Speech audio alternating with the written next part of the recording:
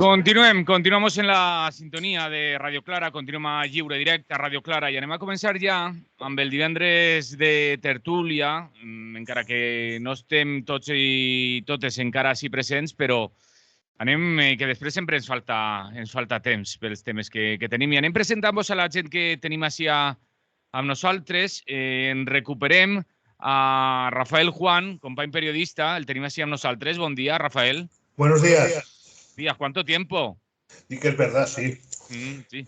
Te ha salido aquí unos pelitos por aquí. Sí. A ver si te crees que solo te salen a ti. Aquí estamos. O Adrián. Adrián Navalón, que se estrena hoy en las tertulias, secretario de Formación y Análisis Político de Podem Valencia. ¿Lo he dicho bien? Casi. Te he cambiado el nombre. Formación y discurso. Formación y discurso. Mira, sí. Si es que no hay nada como apuntarse las cosas que lo que no solemos hacer por aquí para hacer las presentaciones. Adrián, bienvenido a Radio Clara y bienvenido a las tertulias. Nada, muchas gracias por invitarme y nada, es un placer participar en esta radio que es tan icónica en esta ciudad. Ahora iremos entrando. Bueno, aquí sabes que de vez en cuando también os dan caña. ¿Cómo que de vez en cuando? ¿Qué pasa, Rafael? ¿No es de vez en cuando? No es de vez en cuando, es habitualmente. Habitualmente, ¿no? Pues ahora comenzaremos la tertulia porque vemos que también se está conectando. Vemos que ya está por aquí Antonio Pérez Collado, compañero de CGT y del Ateneo Libertario al Margen. Antonio, ¿nos escuchas ya? Yo sí, no sé si a mí se me oye, ¿no? Perfectamente. ¿Sí? Pues perfecto. Pues vamos a comenzar con esta tertulia y como es habitual, vamos a comenzar por un tema que no tenemos apuntado. No sé si habéis visto lo que ha ocurrido en el CIE de Valencia. Ayer denunciaban desde la campaña CIES No, veíamos nosotros, que en la comida que le estaban dando a los internos allí en el CIE, o sea, las personas que están allí encarceladas sin haber cometido ningún delito, les estaban dando comida con gusanos. Y leíamos también desde la campaña que anunciaban que los internos se habían puesto en huelga de hambre. No sé si tenéis conocimiento, si habéis visto la noticia. Adrián, como eres el nuevo, te toca empezar. Pues sí que lo hemos visto. Yo al menos ya vi el vídeo ayer y desde luego era una situación asquerosa. O sea, sabemos que los CIES son centros en los que están vulnerándose los derechos humanos. Que son personas migrantes que están huyendo normalmente de guerras, de hambre, de sufrimiento económico y llegan aquí y por la simple cuestión de una falta administrativa que a ninguno nos conllevaría a privación de libertad, a ellos sí. A ellos la simple falta administrativa, lo que podría solucionarse con una simple sanción administrativa, les conlleva la privación de libertad. Esto, con los parámetros de derechos humanos que deberíamos tener como país democrático, es una salvajada. Esa es la base. A partir de ahí, vemos cómo se reproducen los patrones de mal servicio que se dan en otras muchas situaciones, como hemos visto en residencias de ancianos, en colegios y en multitud de centros públicos en los que el servicio es malísimo. Y ya, entonces, partiendo de la base de que ya estamos vulnerando los derechos humanos de estas personas, además, se les da de comer comida de baja calidad en mal estado. Vergüenza total, vergüenza total. Además, según he leído, también han tenido en las horas de calor poca agua, han tenido comida insuficiente, han tenido plagas. Lo único que puedo decir es que los CIES se tienen que cerrar. Esto es algo que se lleva reclamando desde la sociedad civil mucho tiempo. Y mi solidaridad total con estas personas que se han puesto en huelga de hambre porque, bueno, están defendiendo lo básico de los derechos humanos. Siempre con ellos, siempre con ellos. Rafael, tú también llevas mucho tiempo sin aparecer por aquí, así que te toca continuar. No, sí, estoy totalmente de acuerdo con Adrián, sí que sirva de precedente. Sí, estoy totalmente de acuerdo con Adrián. Los CIES tienen que liquidarse, pero ya. Y esto es una rémora que llevamos y a mí me parece absolutamente inaceptable.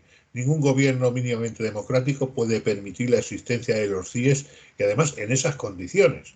Es que lo de la comida en malas condiciones me recuerda el refrán de éramos pocos y parió la abuela. No solo están presos ilegalmente, que encima además les dan mierda para comer. O sea, me parece horroroso esto. ¿Esto qué es? ¿Qué han hecho? Como dice Adrián, es una simple falta administrativa. O sea, esto tiene que, si no se ha hecho nada, tiene que denunciarse en Naciones Unidas o donde sea, en el Tribunal de Derechos Humanos, donde haga falta. Es inadmisible la situación de los CIEs. Como es inadmisible que siga, por cierto, vigente la ley Mordaza. Por añadir, que para mí es una obsesión. Ya está bien, ¿eh? Ya está bien. Y no sé yo cómo no se toma medidas al respecto, no sé lo que hay detrás, la verdad. Antonio. Bueno, pues no puedo más que estar de acuerdo con lo que se ha dicho anteriormente, ¿no? Por los dos compañeros. Venimos de muchos años de denunciar de esta situación. Sabéis que se suele hacer todos los meses una concentración allí en Zapadores, y yo he ido bastantes veces. Ahora últimamente estoy fallando, ¿no? Por motivos de mi domicilio, pero no por eso soy ajeno o me he desinteresado de lo que sucede, ¿no? De las denuncias que se producen periódicamente, cada vez con más frecuencia, de lo que allí sucede. Y no hay más denuncias pues, porque no hay libertad para que la gente que está allí pueda denunciar y comunicar cuál es su situación, ¿no? A las asociaciones de solidaridad y eso también les ponen muchísimos problemas para entrar y para poder entrevistarse con los que allí están internos. Y es una obviedad, pero hay que recordarlo. Es gente que está encerrada y que no ha sido ni condenada, ni juzgada, ni ninguna cosa, ¿no? Simplemente es por no tener papeles, una falta administrativa que tendrá su cauce, pero desde luego no es el encierro, la privación de libertad, como se hace con estas personas, que su único delito pues, ha sido venirse aquí a intentar ganarse la vida, ¿no? Como tiene derecho a hacer todo el mundo. Y es una pena que llevemos tantos años denunciándolo y que por parte de la administración, de los gobiernos sucesivos, no se aborde acabar con esto, este anacronismo de tener unas cárceles para gente que no ha cometido ningún delito, ¿no? Y se han dado casos no solamente de los problemas con los alimentos en malas condiciones, como se está denunciando ahora, sino falta de agua, por la noche no les dejan salir a los baños, les agreden a cualquier protesta justa que ellos expresan porque les falta agua o les falta comida o les falta cualquier otro derecho, ¿no? Para la comunicación con el exterior. Es decir, es una sucesión de malos tratos y de falta de libertades, y eso en una sociedad avanzada que se supone que somos o que queremos ser, no se puede permitir. Por tanto, yo creo que no hay que darle más vueltas. Frente a los CIEs no cabe otra postura que exigir su cierre. No se trata de mejorarlos ni ese tipo de medidas que alguien propone, que va a haber más vigilancia, que se va a procurar que no se cometan irregularidades. No. Yo creo que es mejor cerrarlos y que no existan, y lo que hay que hacer es tratar mucho mejor a la gente que viene huyendo del hambre y de las guerras, como venimos insistiendo. Todo el mundo tiene derecho a emigrar, y sobre todo si está obligado a ello, ¿no? No es un capricho, ya lo hemos comentado tantas veces.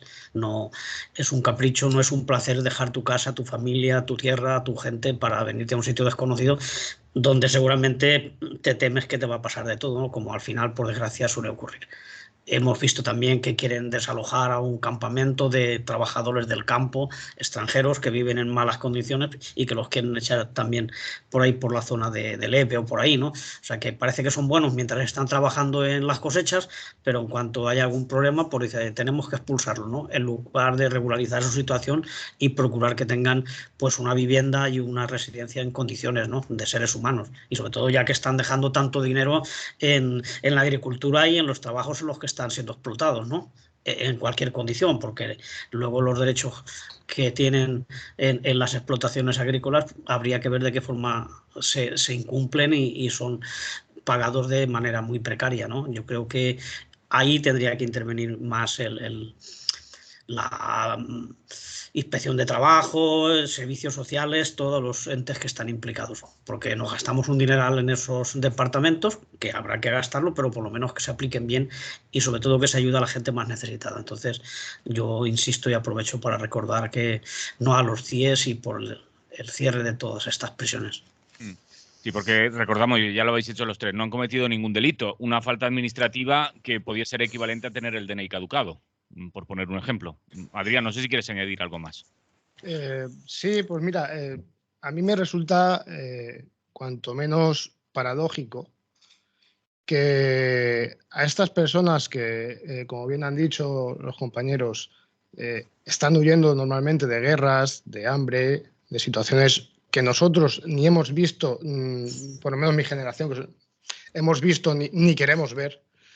Es paradójico que a estas personas que huyen de la guerra les tratemos así, institucionalmente, al menos.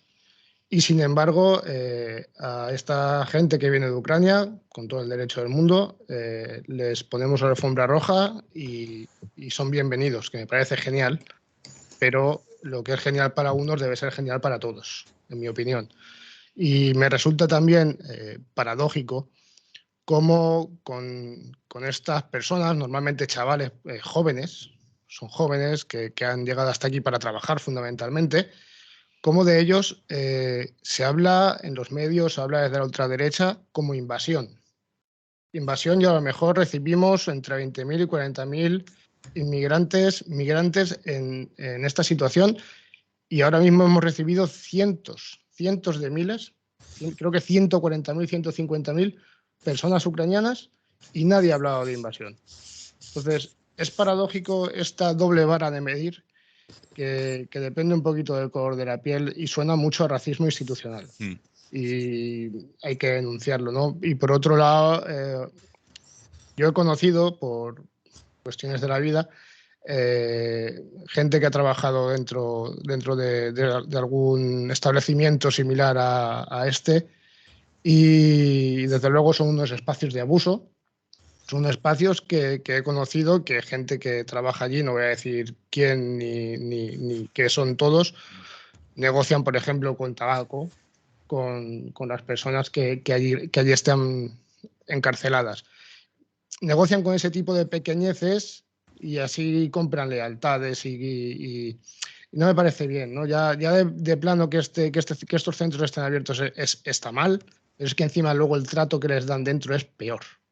Entonces, en total de acuerdo con los compañeros, esto no deberían de estar abiertos, deberían cerrarlo ya por cuestión de derechos humanos.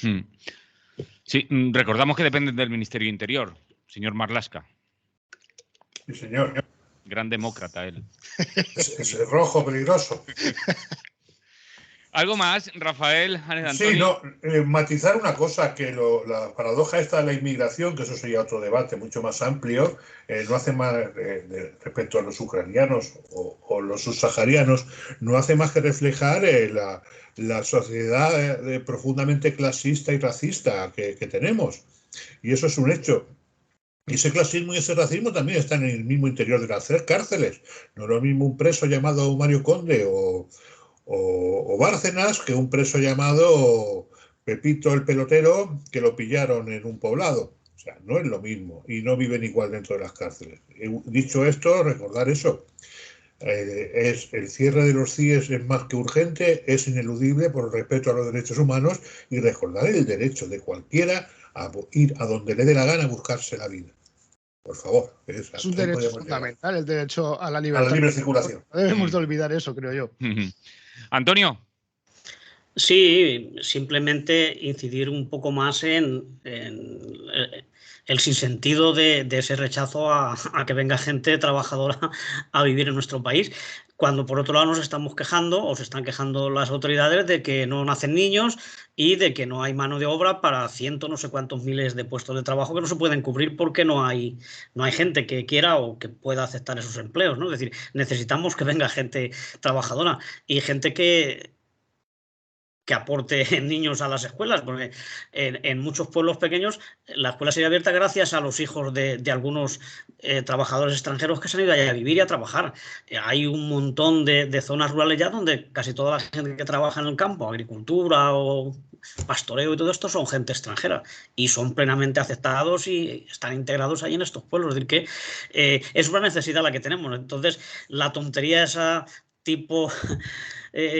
Don Pelayo y eso de que nos invaden y que nosotros somos los auténticos españoles y bueno, esas tonterías no tienes, sobre todo ahora en una sociedad donde la cultura es internacional y donde estamos invadidos por un montón de corrientes en todos los sentidos, ¿no? Culturales, económicas y de tal. Es decir, ¿a qué le vamos a poner puertas si estamos ya colonizados en todos los sentidos? Y también nuestras empresas y nuestras películas y nuestras televisiones también se exhiben sus productos en otros sitios, es decir, y luego además nos abrimos para que venga el turismo. Parece que lo que hay es un rechazo a la gente más pobre y sobre todo del color de la piel, ¿no? Porque a lo mejor los argentinos pues casi que nos molestan, ¿no? A mí no me molesta nadie, por supuesto. Ya los ecuatorianos parece que caen un poco peor. Los marroquíes y los argelinos y tal, y ya si son completamente negros es cuando ya suenan las alarmas de que nos están invadiendo. Nuestro país no tiene ni muchísimo menos el nivel de gente extranjera que puede tener Alemania o el mismo Reino Unido, ¿no? Es decir, nosotros no tenemos ningún problema. Y además, en sí no es un problema que venga gente de fuera. Es decir, nosotros reconocemos el derecho de todo el mundo a irse a vivir o a trabajar donde piense que va a estar mejor y se va a ganar la vida. Pero es que, como digo, la patronal y el gobierno de España están insistiendo, por un lado, en que la población está envejeciendo y que no nacen niños, evidentemente, con las condiciones económicas y los problemas de vivienda que hay, y todo eso es normal, ¿no? Y por otro lado también insisten en que hay determinados empleos en sectores que la gente, la población española, ya no los quiere coger, pues porque son sueldos muy mediocres o porque no hay suficiente gente. Entonces, razón de más para que admitamos a toda esta gente que viene decidida a trabajar y a participar en crear riqueza en este país. Así que no veo ningún sentido en hablar de invasión, cuando no lo és. Molt bé, si voleu anem canviant de tema i entrant en altres que tenim per ahir apuntats. Anem a entrar, si voleu, en la notícia que ha de ser important, perquè llegim avui un titular, concretament a diario16.com, que deia: Ayuso decretó 3 días de luto oficial por la muerte de Isabel II antes que el propio Reino Unido. Aleshores, se nos ha muerto la reina de Inglaterra, la Isabel II. Adrián.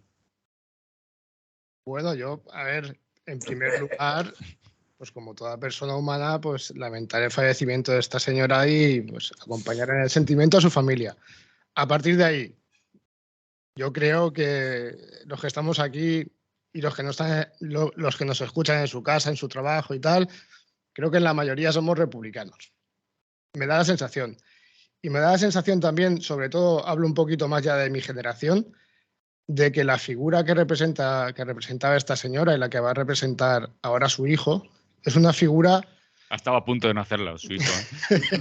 Si se descuida, no Justito le ha venido.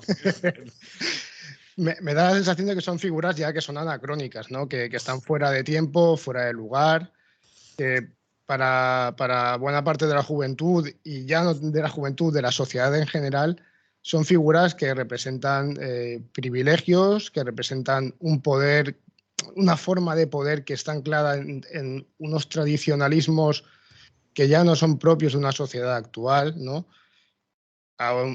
Ya partimos de la base de que alguien por nacer en una familia tiene más derecho que cualquier ciudadano normal, cosa que ya de por sí es difícil de entender a todas luces, ¿no? Con los textos legales de hoy en día, ¿no? De que todos somos iguales, artículo 14 de la Constitución. Pero es que además, incluso desde el punto de vista de que el hombre sigue yendo por delante de la mujer, ayer escuché que la reina Isabel, cuando era apenas princesa, rezaba por la noche para que sus padres tuvieran un hijo. Porque no quería ser reina. Eso lo escuché ayer, era la sexta, tampoco nos fiamos mucho de lo que allí vimos. Pero llama la atención, ¿no? Aquí en España también es lo mismo. Aquí no se ha reformado la Constitución, y si ahora mismo el rey Felipe adoptara a un varón, porque le diera por adoptar a un chaval de estos del CIE, por ejemplo, para darle una vida mejor, sería rey por delante de sus hijas.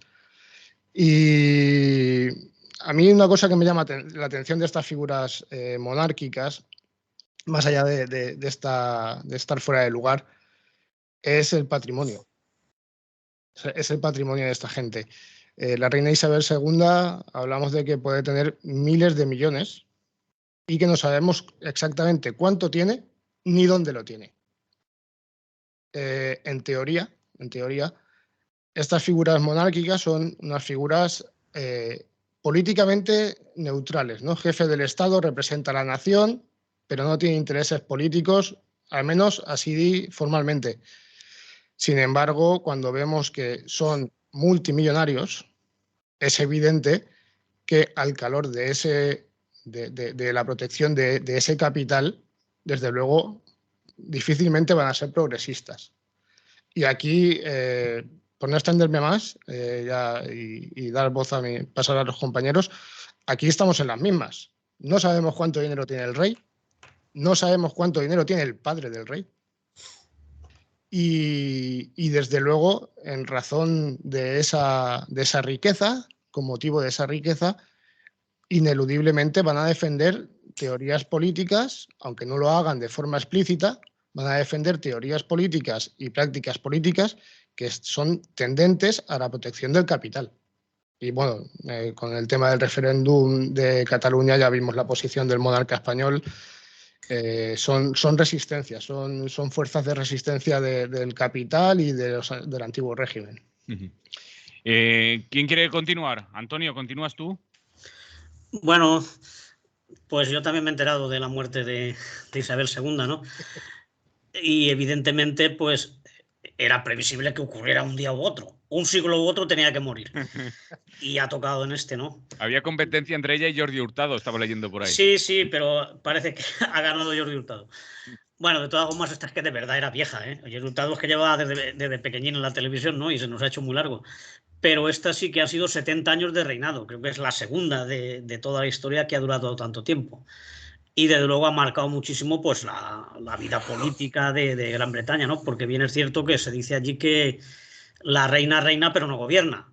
Efectivamente, reina y es una figura decorativa, pero tiene muchas funciones y por lo menos es un símbolo y tal. Además, no procura ella estar distante de lo que ocurre en el Parlamento y por eso tiene sus periódicas reuniones con el primer ministro o primera ministra, que era en este caso, y que solo ha tenido ocasión de hablar una vez con ella cuando el otro día fue a presentarse. Ha sido verla y marcharse, ¿no? No le debe haber gustado mucho la nueva premier británica. Bueno, de todas formas, yo creo que la monarquía británica, bueno, que tiene más de 1000 años, es una tradición, es evidentemente un anacronismo, pero tiene la virtud de que se ha ido adaptando, ¿no? Porque así como en España, pues parece que hay un cierto pasotismo e incluso un rechazo creciente a la monarquía, pues en el Reino Unido lo sabrá. De hecho, la primera ministra en su juventud también tuvo esos deslices, ¿no? De considerarse republicana, pero luego se le pasó enseguida, se curó. Pero allí hay más apoyo popular. Imagino que ya están las puertas de Buckingham y de todos los palacios, porque hay que ver la cantidad de castillos y palacios que la corona británica tiene en todo el Reino Unido, ¿eh? Allá donde vayas hay un castillo que pertenece a la Casa Real, ¿no? Pues imagino que todas las puertas están ya llenas de flores y de lazos. Es decir, que hay un cierto apoyo, ¿no? Y siendo una sociedad que es bastante avanzada, una democracia consolidada, bueno, la democracia pues, con todos los peros que se le puede poner a las democracias, pero luego más que en otros sitios, ¿no? Culturalmente también es muy avanzada, movimientos culturales, la música es de lo más rompedor, allí han salido los mejores grupos rockeros y de punk y todas estas cosas. Sin embargo, la figura de la reina, pues casi todo el mundo la tiene aceptada ahí como una cosa neutral y el país por un lado se moderniza, pero por otro lado tiene esa antigüedad que es la monarquía. Sería algo parecido a lo que ocurre en Japón, también un país de contraste, donde está lo más moderno, tecnológicamente hablando y comercialmente, y sin embargo tiene tradiciones muy antiguas, entre ellas la del emperador y todo la forma en que lo idolatran, ¿no? Y yo creo que eso es una cosa a estudiar. Yo, desde luego, pues personalmente para mí la reina Isabel, pues como otro rey, ¿no? No he conocido a otro rey de Inglaterra, evidentemente, aunque yo también soy ya un poco mayor, pero cuando yo nací ya estaba esto en marcha. Pero yo creo que se ha adaptado muy bien a las políticas colonialistas y belicistas de la Gran Bretaña. Claro, durante su reinado pues ha estado la Segunda Guerra Mundial, ha estado la Guerra de las Malvinas, toda la colonización del Reino Unido, que lo siguen manteniendo a través de la Commonwealth. De hecho, la reina no solamente es reina del Reino Unido, valga la redundancia, de Inglaterra y de Escocia y tal, es que es también reina en Barbados, en Nueva Zelanda, bueno, un montón de sitios, que tienen a la reina como reina, aunque ella allí evidentemente no pinta nada, pero sí que cuando vale rinden honores de reina. Es decir, que lo tienen muy bien montado el tema de toda la herencia del Imperio Británico, y desde ahí pues controlan parte de la cultura y la economía mundial, ¿no? Entonces la reina pues no se puede decir que haya sido una avanzada en derechos sociales, muchísimo menos. Sí es cierto que no hace declaraciones, pero da la sensación de que ha apoyado pues todas las políticas conservadoras del Reino Unido, como no puede ser de otra manera, porque si no, lo primero que hubiera hecho hubiera sido dimitir y intentar que la sociedad funcionara de otra manera. ¿Que haya sido mejor o peor que otros reyes? Bueno, es que viendo el historial de todos los reyes, de todas las monarquías, pues a ver quién puede decir quién es mejor y quién es peor. Depende también de las circunstancias y de los tiempos. A mí me parece que este que entra ahora, Carlos III, un buen coñac también, menos mal que le han puesto una marca buena, tienen menos carácter y tal, pero claro, al tener tantos consejeros y tanto asesoramiento, pues lo que llegará a nosotros pues va a ser también pues la imagen de un monarca que no puede durar mucho porque ya tiene 73 años, pero bueno, unas cuantas décadas nos puede dar de vidilla, ¿no? Bueno, es una noticia más. Yo creo que nosotros pues tampoco podemos entrar mucho ahí. Me parece hipócrita la cantidad de telegramas que están mandando de dolor y de condolencia, incluso presidentes de repúblicas supuestamente socialistas, y que decir que no es para tanto. El protocolo dice que tienes que mandar un mensaje, pues bien está, pero bueno, llegar a declarar días de luto y a decir que estás consternado por estas cosas, pues me parece una tontería, ¿no? Ha muerto, pues oye, pues ¿qué vamos a hacer? No es para alegrarse, pero muere gente todos los días, evidentemente, y en peores circunstancias, y después de haber llevado una vida mucho más terrible de la que ha llevado esta mujer, que ha tenido de todo, incluida Ginebra, en abundancia. Tenía una telefonada y después irme a la taula. Bon día, buenos días. Hola, buen día, buenos días. Pues nada, yo lo del Ayuso me ha dejado alucinando, que ha declarado 3 días de luto, pero vamos a ver qué pasa, que no es la reina de España, que no es nada de nosotros, que es que salieron hasta de la Unión Europea, pero bueno, ¿de qué vais? Como 3 días de luto. La Ayuso, vamos, con su mentalidad ya se ve quién es, ¿no? Y a quién sirve, y vamos, me parece súper fuerte, ¿eh? Sí. Luego lo de que el rey de aquí en España no ha hecho lo de las cuentas y tal, que sea verdad o mentira, yo ahí no entro, pero que se ha hecho sí, y que ha quedado como que tiene bastante menos que cualquier millonario por aquí español, y por supuesto menos que nadie de ninguna monarquía. Eso se ha dicho, como que renunció también a la herencia del padre. Ya te digo que no lo sé, porque yo no soy adivina si es verdad o mentira, pero se ha dicho. Yo te digo que a mí los reyes de aquí no me caen mal, los veo muy majos a los dos, prefiero que estén ellos antes que, por ejemplo, de presidente de República Aznar o cualquier otro parecido, y incluso, fíjate, pienso que gastan hasta menos, ya ves tú, me diréis lo que queráis ahora, me tiráis piedras si queréis, pero vamos, lo pienso así, ¿eh? Y lo del tema de que la sucesión tiene que ser a un hombre, que sí, me ha hecho mucha gracia que si adoptara a un niño del CIES o tal, oye, ojalá, pero vamos, no creo que llegue a tanto, ¿no? Pero que lo deberían de hacer. Sí, yo creía que lo habían hecho, sinceramente, pero vamos, lo deberían de hacer seguro. Eso, por supuesto que se debería de hacer, que si es la sucesora una mujer, es la sucesora una mujer, y punto, sin ninguna discriminación. Unos reyes tan modernos y tan de todo, pues bueno, hasta ahí lo de la monarquía, sin decir yo si soy republicana, monárquica o medio pensionista. Nada, yo no me defino, yo soy libre. Y bueno, iba a decir esto, que estoy muy contenta que haya este chico nuevo de Podemos, ¿cómo se llama? Adrián. Pues Adrián, oye, bienvenido, estoy encantada. Gracias. Y de nada, a ti. Y eso, pues eso, que mucho ánimo y para adelante, que hace falta también defender a Podemos. Y se me queda algo, pero bueno, ya me acordaré, ya lo diré en otro momento, ¿vale? Algo de lo que habéis dicho. Sí, bueno, lo de los CIEs, desde luego, una vergüenza. Yo estoy completamente de acuerdo con vosotros, ¿eh? Por supuesto que sí. Y lo de que lo de los ucranianos mucho, y los otros nada, eso ya me lo ha dicho a mí varias personas, incluso latinoamericanos, que dicen, oye, es una vergüenza, es que no podemos ir ni siquiera a ponernos el padronamiento ni nada, porque es que van primero en fila ellos, y tú tienes para meses, incluso tienes que pagar y requete pagar a gente que está haciendo como mafia para coger la cita. Es una cosa tremenda, vamos, tremenda, pero no quiere decir que vayan contra los ucranianos, pobre gente, que bastante que los están masacrando. Y ya está, y ya sabéis cuál es mi opinión al respecto, pero bueno, que la culpa la tenemos mucho a nosotros también es verdad, porque les estamos enviando armas y ya está. Pero claro, que es que esto es una locura todo, una locura todo. Venga, salud y pa'lante. Salud. Venga, Gracias por llamar, Sara. Salud. Rafael. Bueno, lo primero, respecto a la hipotética presidencia de Aznar, que siempre se dice, hombre, la diferencia está en que Aznar, si es presidente, es porque ha sido votado, y es más, si no nos gusta, podemos también votar para que se vaya y que pongan a otro. En el caso de los reyes, nos quedan bien o mal, no los tenemos que comer con patatas hasta que se mueran. Para mí es una diferencia importante. Lo hizo el republicano. Y como republicano que soy, yo tengo, ya que hemos hablado del dinero y todo eso y tal, pues a mí no me caía mal a Isabel II. ¿Qué quieres que te diga? O sea, hay presidentes republicanos que me caen peor, pero es una cuestión muy personal. Hay que tener en cuenta también el gran poder simbólico de la monarquía en Inglaterra, en el Reino Unido, pero sobre todo en Inglaterra. Un poder simbólico que es muchísimo mayor que pueda tener la monarquía española, vamos, de aquí a Lima. Es enorme, ¿no?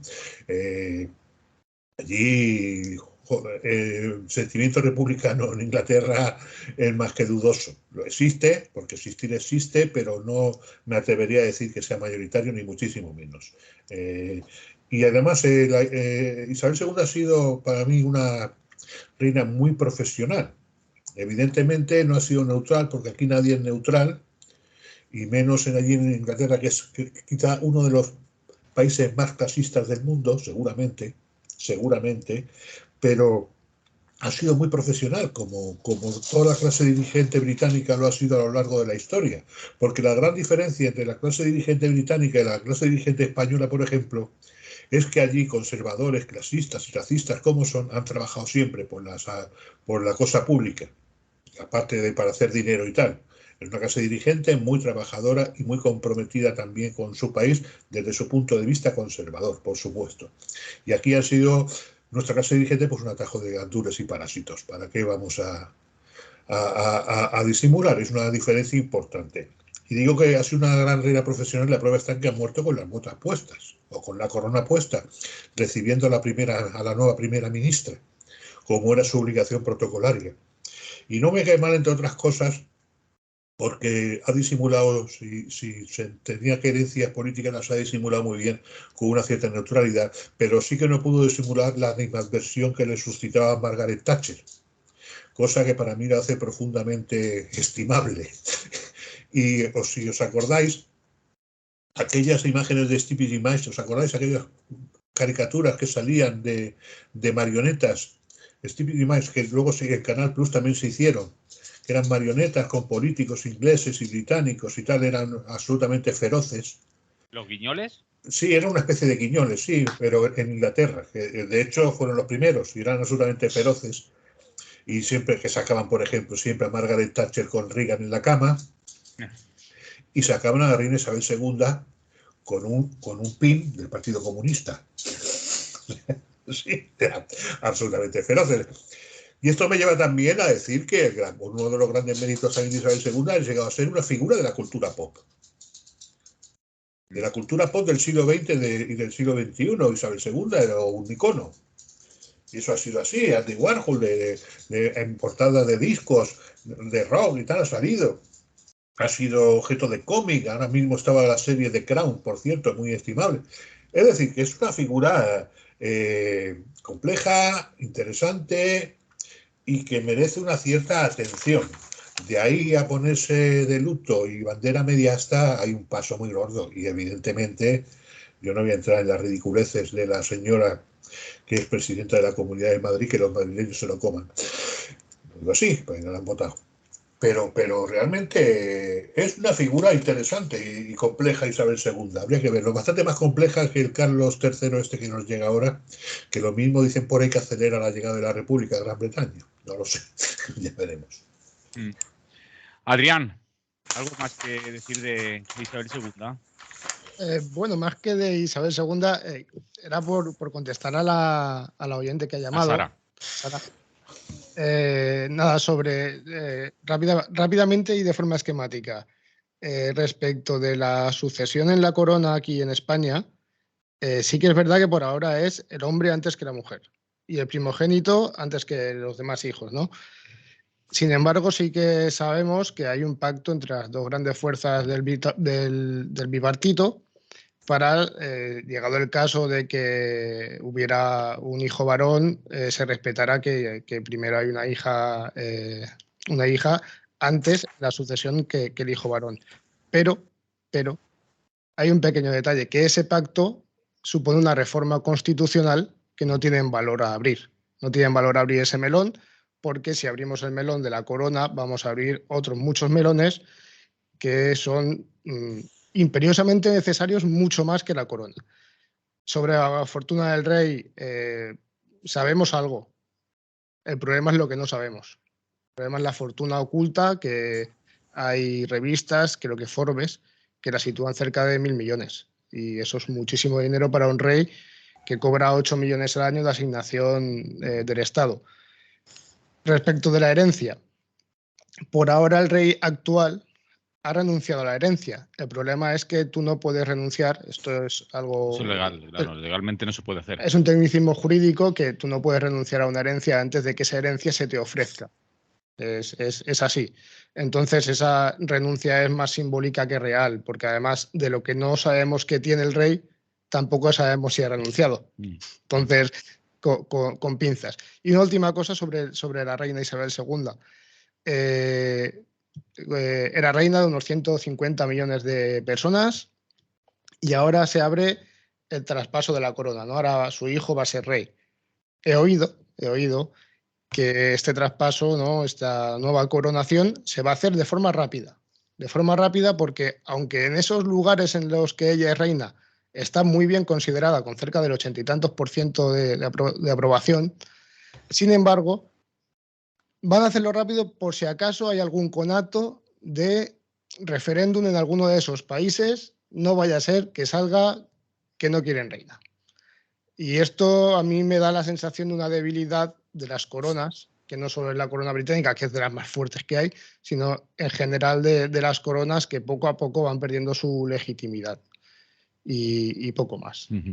Antonio, que veo que levantaba la mano. Sí, es que se me había pasado... al hilo de la línea sucesoria, decir que en el Reino Unido hasta ahora sí que había sido, tenía prioridad el varón y tal, pero que la ley ya la han cambiado. Lo que pasa es que, claro, como el que venía era Carlos, que además no podía ser retroactiva la ley y además le tocaba a él, pues no hay ningún problema. Ni lo hay en décadas próximas, porque el que viene también es primogénito, que es otro hijo de Carlos, ¿no? Vendría en el caso de una nieta, creo que ya viene a continuación, y entonces ya sí que reinará porque ya da igual que sea hombre o mujer. Lo han cambiado, pero les ha costado su tiempo y además ya pusieron la cláusula de que no fuera con carácter retroactivo, con lo cual pues se estaba eternizando la prioridad de los varones como había sido hasta ahora o como sigue siendo todavía en muchos sitios, que solo es Japón, pongamos por ejemplo, que es el varón el que tiene que ser emperador. Pero bueno, que algunos, Holanda, Dinamarca y todo eso también se han actualizado ya y tienen reinas de vez en cuando y tampoco pasa nada, ¿no? Es decir, que les cuesta, pero van adaptándose a los cambios. Y sí que es cierto lo que dice Adrián, que hay 2 o 3 países de estos pequeñitos, pero bueno, no dejan de ser países y tienen todos sus derechos, que ya estaban hablando de dejar de ser súbditos de la reina de Inglaterra. Y a lo mejor pues ahora aprovechan el cambio, pero que ya lo tenían previsto pasar a ser repúblicas, seguramente estar dentro de la Commonwealth, pero no como teniendo a la reina todavía de soberana o al rey. Entonces que sí que hay algunos que ya están estudiándolo y que lo van a cambiar porque ellos no tienen esa tradición. Fueron colonizados y los que hicieron la transición después de la independencia pues dijeron, pues seguimos con la reina, pero ya han pasado años y seguramente no tienen ningún apoyo la idea de que tener una reina extranjera, además que ni siquiera es de allí. Entonces es un anacronismo más gordo todavía que el que tenemos nosotros aquí. Y sí que está en marcha ese proceso en algunos sitios. No en los países más grandes, pero sí en algunos pequeñitos del Caribe y por ahí. Bueno, así creo, que poco a poco. Creo, y es muy breve, creo que, no sé si fue Australia o Canadá, no hace tanto también, renunció a la monarquía inglesa, vamos, se emancipó, digamos, de la monarquía inglesa. Uno de estos 2 países, Australia o Canadá, no lo sé exactamente y no hace mucho, ¿eh? Bien, no sé si voleu dir algo més d'Isabel II. Jo crec que l'hem dedicat ja prou temps. Al final se liem, sempre ens passa. Ya hemos cumplido. Sí, aquí no declaramos los 3 días de luto, pero casi, ¿eh? No, ya bajamos, yo ya me voy al balcón a poner la bandera media asta. A poner a sonar a los Sex Pistols, que es lo que toca. Sí. Canviem de tema. Tenim apuntat ara el següent per aquí. Pujada de preus, proposta de Yolanda Díaz per topar preus. Venga, Rafael, comienza tú con este tema. ¿Yo? Sí. Que has dicho esto de Isabel II para no empezar el siguiente, que yo te conozco. Qué canalla eres. Bueno, vamos a ver. Está claro que hay que topar precios. Pero yo creo, la propuesta de Yolanda Díaz, pues no me parece mal, por lo menos es, de alguna forma se pone en primer plano la necesidad de hablar de limitación de precios, sobre todo de limitación de precios de los productos básicos. De productos básicos y necesarios. Pero también se pone sobre la marcha, aunque tal vez en un segundo plano, el gran problema de fondo que hay con todo esto, que es la feroz especulación que existe. No solo en alimentos y productos básicos de este tipo, sino también en energía y en todo lo demás, etcétera, etcétera. La feroz especulación que existe. No sé de dónde leí no hace mucho que la gran parte de la inflación, el causante está en los beneficios empresariales. Los beneficios empresariales son de alguna forma los que han causado en gran parte esta inflación que padecemos. Y luego, como en cualquier proceso de este tipo, los buitres financieros y económicos actúan a tope. Ahora mismo el Banco Central Europeo ha subido los tipos de interés y ¿quién se ha beneficiado directamente de esto? Los bancos. Los bancos que suben los créditos y están subiendo en bolsa que da gusto. Los demás no, los ciudadanos de a pie jodidos. Pueden gastar menos, pueden consumir menos, los créditos son mucho más caros, etcétera, etcétera, etcétera, etcétera. Yo creo que en este caso la Unión Europea y los gobiernos, incluido el gobierno español, deben abordar a fondo este asunto y es topar precios y topar beneficios. No sé si se llama así el término económicamente correcto o no, pero limitar beneficios de las grandes empresas energéticas, intervenir los precios de las grandes empresas e intervenir los precios también de los productos alimenticios básicos. O sea, intervenir toda la cadena alimentaria de la que se habla, toda y atajar los procesos especulativos que se dan en esas cadenas.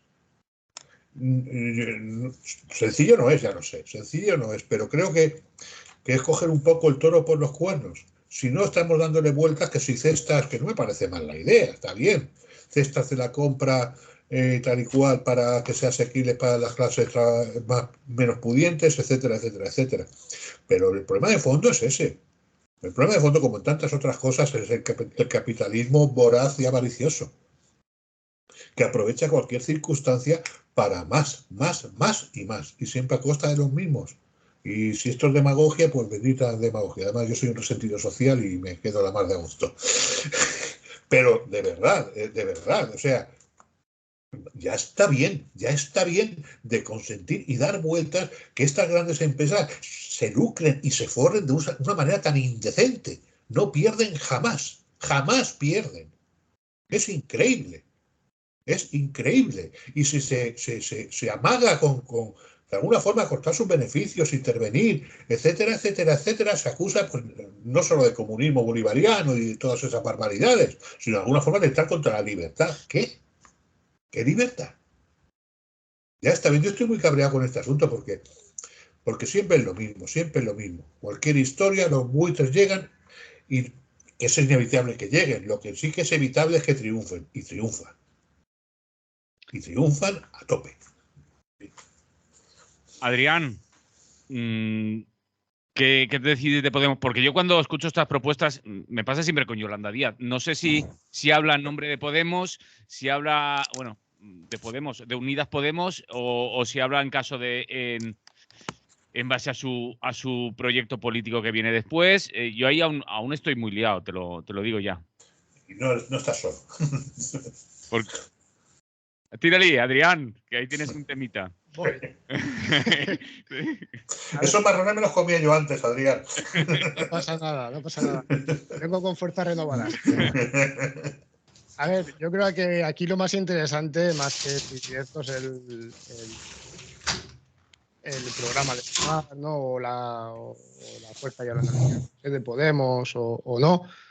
Me parece que lo más importante es el sentido en el que esta propuesta va y el sentido en el que todas las propuestas que desde Unidas Podemos, desde el espacio de la izquierda que representa tanto Podemos, Izquierda Unida, Yolanda, desde ese espacio todas las medidas que hemos tratado de impulsar son medidas que, sin ningún lugar a dudas, van encaminadas a apostar por la defensa de la clase trabajadora y de las personas más vulnerables. Más allá de entrar en detalles de si esta medida tiene una maternidad o una paternidad diferente, me interesa más el fondo del asunto, ¿no? Pues los 20 céntimos de gasolina, cada vez que llenamos el depósito, 5 euritos nos los pone el gobierno. Que no es la medida que más me gusta, pero está ayudando a la clase trabajadora. El tope del precio del gas que llevábamos en el programa de Unidas Podemos y hemos conseguido sacar con esto de la excepción ibérica, y que nos decían que no se podía, que era imposible, que era comunismo, y al final sí que se puede, y al final se lo está planteando incluso la Unión Europea para hacerlo en toda Europa, porque vamos encaminados a una inflación desbocada por culpa de una guerra que pues, el señor Borrell sabrá. Una guerra que nos empeñamos en fagocitar y en seguir echándole más gasolina al fuego. En el sentido que hablaba antes, ¿no? Todas las medidas que hemos ido empujando y adoptando con inmensas resistencias del Partido Socialista y de la Cámara en general están encaminadas a proteger a la gente. La subida del salario mínimo, que al final el salario es un derecho humano. Y ese derecho humano es un derecho humano a un salario suficiente, a un salario que nos permita llevar una vida digna. Creo, si no me falla la memoria, es el artículo 23 de los derechos humanos, de la Declaración de Derechos Humanos. Y igual que ponerle un impuesto a las eléctricas, es que es fundamental. Es parte de la inflación, de los beneficios estos que Rafa Juan decía que son injustos. Eso se lo está llevando las eléctricas, se lo están llevando las petroleras. Y esto hay que denunciarlo. Es necesario que esa gente pague por esos beneficios extra que se están llevando. Que nos gustaría ir mucho más allá. Estoy seguro que mucha gente quisiera ir más allá. Y que creo que es necesario intervenir con más fuerza en el mercado. Con las resistencias que tenemos por parte del Partido Socialista y ya no digamos de PP y Vox, es difícil llegar a estos extremos. Respecto de la medida de los alimentos en concreto, pues al final depende un poco de la buena voluntad de los supermercados. Sí que se abre un debate interesante, pero al final va a ser una medida que depende en buena medida de eso, de llegar a un pacto. Que, oye, tampoco está mal, que las grandes cadenas y las grandes empresas se atrevan a abrir pactos, a afrontar diálogo social y a afrontar también las necesidades de la gente, no está del todo mal, no lanza un mal mensaje. Antonio. Bueno, yo creo que esto tiene varios enfoques, diversas aristas, ¿no? En primer lugar, creo que se quiere hacer o se está hablando de tomar medidas que vienen a contradecir lo que se ha hecho hasta ahora, ¿no? Porque lo que se realizó en los años anteriores fue un apoyo total a gran comercio, a las grandes superficies, en detrimento de los mercados municipales, del pequeño comercio y de los pequeños productores, ¿no? Que han sido las víctimas de estas grandes cadenas. Hasta el extremo de que hoy el 50% del sector de la distribución del comercio de alimentos y artículos de primera necesidad está en manos de 5 o 6 grandes marcas, ¿no? Entre ellas pues está Mercadona con el 25%, Carrefour tiene el 10% y alguna más, y Lidl y alguna otra, ¿no? Es decir, ellos son los que ponen los precios no solamente a los consumidores, sino también a los que venden, a los productores. Les imponen unos precios abusivos que les hacen perder dinero, ¿no? Entonces yo me temo que con esta iniciativa que, por ejemplo, ha tomado Carrefour, porque son muy chulos, dice, ¿queréis ecología? Y ya tienen ellos su sección de productos ecológicos. Aunque los traigan de Israel, les da igual, porque ellos no son ecologistas. ONGs, pues tenemos también productos de comercio justo. Tenemos una sección pequeñita de comercio justo.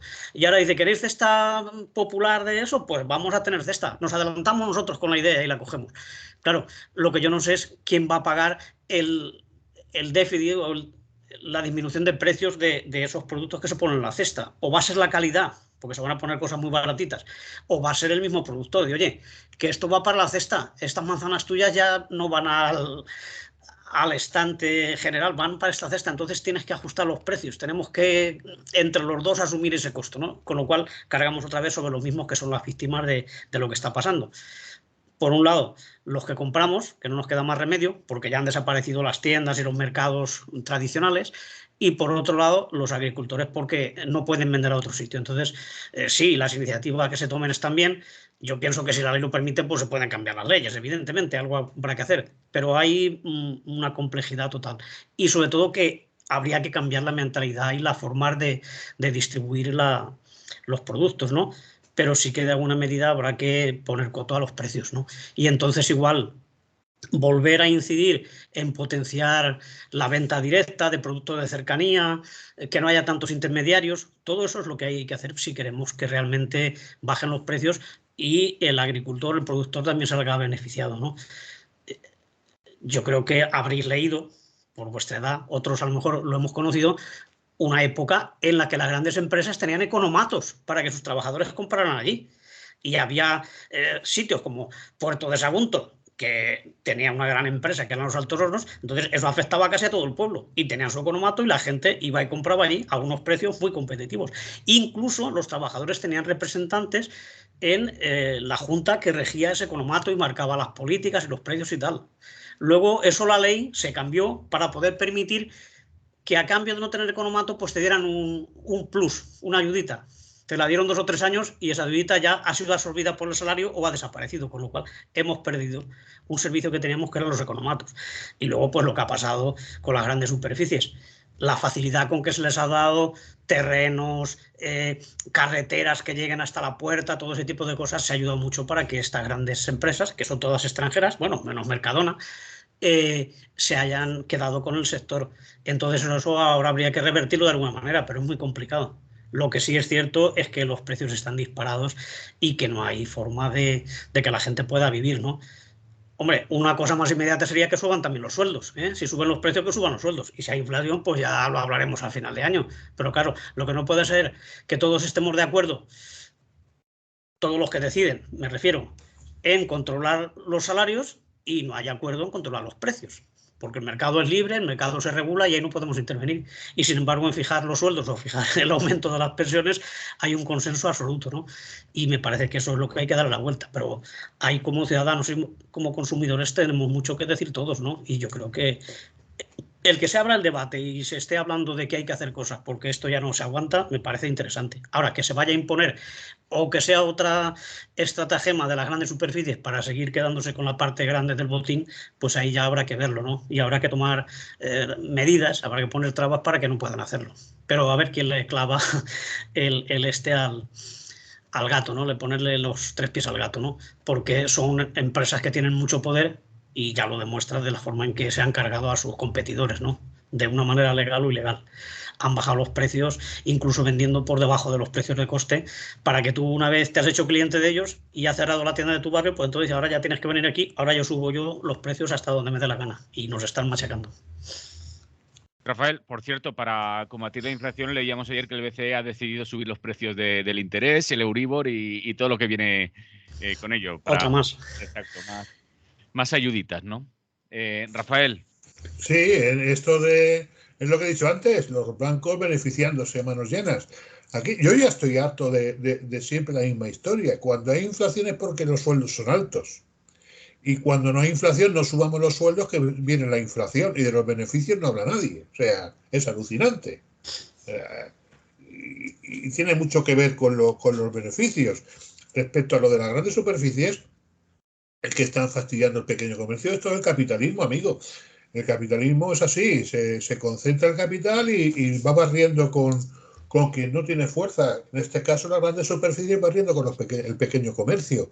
Y no es ninguna novedad, eso ya viene de hace muchos años y nadie sabe ni se atreve o no se atreven a ponerle el cascabel al gato, o nadie sabe a qué gato hay que ponerle qué cascabel.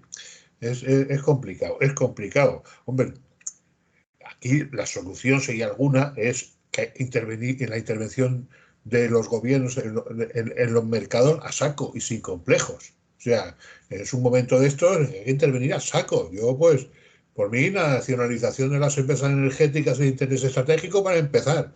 Y a partir de ahí, tope de precios en todo lo que sea necesario para que la gente no vuelva una vez más a la miseria como en 2008. Pero bueno, ya se sabe, aquí quienes mandan y quienes no mandamos. Hay que pelear, hay que luchar y desde luego pues la medida esta que propone Yolanda Díaz, claro que es insuficiente, pero me parece con un fuerte valor simbólico, es decir, de alguna forma te obliga a retratarte. Ya sabemos que las grandes superficies no son hermanitas de la caridad, ni muchísimo menos, y no creo que cambie la percepción de las mismas después de que pongan estas cestas asequibles, digamos, a la gente menos pudiente. Pero bueno, simbólicamente me parece importante. Ahora, hay que entrar a saco, intervenir esos mercados absolutamente desbocados y deshumanizados, sin complejos, y topar todo esto, que es un saqueo generalizado y organizado con la excusa de la guerra de Ucrania y otras excusitas más. Ya está bien, de verdad, porque es absolutamente indecente lo que está pasando. Y sí, y se sigue hablando de salarios, y nadie habla de beneficios. Y los beneficios son obscenos, absolutamente obscenos. Además, con la gran perversión de atreverse a decir, si el año pasado gané 10 millones y este año he ganado 5, o 5.000, y el año pasado gané 10.000, he perdido 5.000. No, tío, no has perdido 5, has ganado 5.000. Es increíble, pero bueno, así estamos. Y al albur de lo que decida esta gentuza, que son poquitos y cobardes, pero muy poderosos, muy poderosos.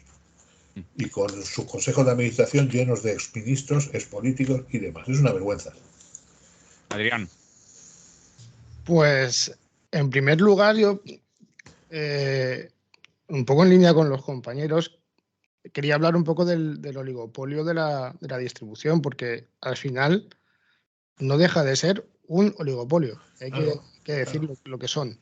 Son unas pocas empresas que dominan el mercado, que además siempre está la sospecha o la sombra de las prácticas que suelen llevar a cabo. Mercadona es conocido por llevar prácticas de tiburón, de comerse a las pequeñas empresas, incluso a las que trabajan para ellos, ¿eh? No solo las que le hacen competencia, sino las que trabajan también para ellos. Que este oligopolio sea así de fuerte responde a causas históricas, responde también al interés capitalista, pero hace poco sacamos una ley. Sacamos la ley de cadena alimentaria, por la cual los productores debían de cobrar siempre por encima del coste y de alguna manera debía de reducirse ese margen de las distribuidoras. Esa ley, que es competencia del ministro Planas, no se cumple. Hay que decirlo claro. Esa ley se debe de cumplir, porque la ley es para todos. Es para mí, es para Rafa Juan, es para ti, es para todos.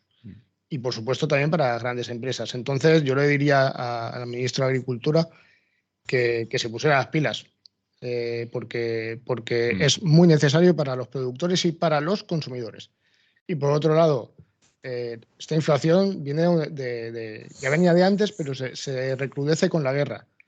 Una guerra que sabemos que no responde a intereses nacionales ni responde a intereses europeos, responde a intereses de la OTAN, de Estados Unidos.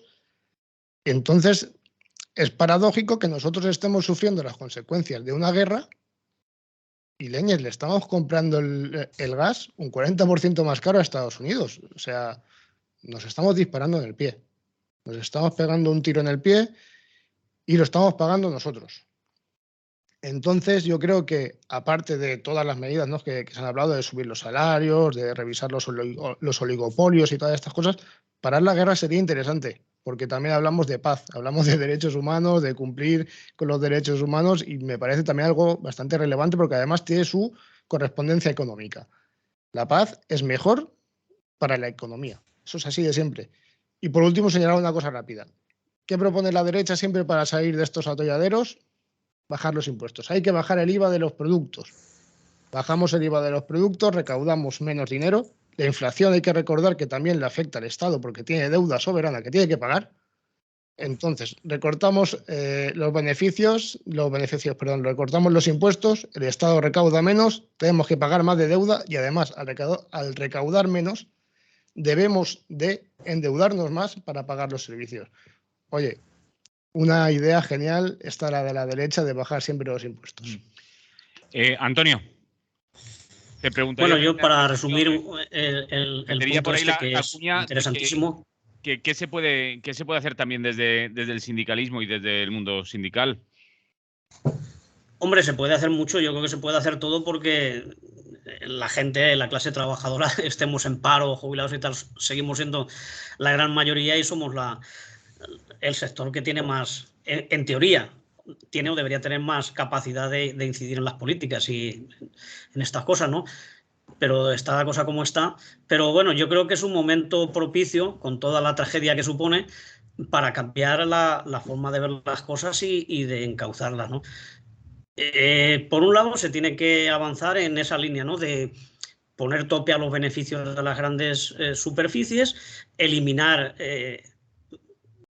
intermediarios en la distribución y sobre todo ayudar y hacer que sea rentable las pequeñas explotaciones, no las grandes empresas, sino la gente que mantiene el campo y que además lo trabaja con sus manos y con todo el cariño del mundo porque viene de sus padres y es su oficio, no empresas que invierten en campo como podrían intervenir en petróleo o podrían invertir en bolsa, ¿no?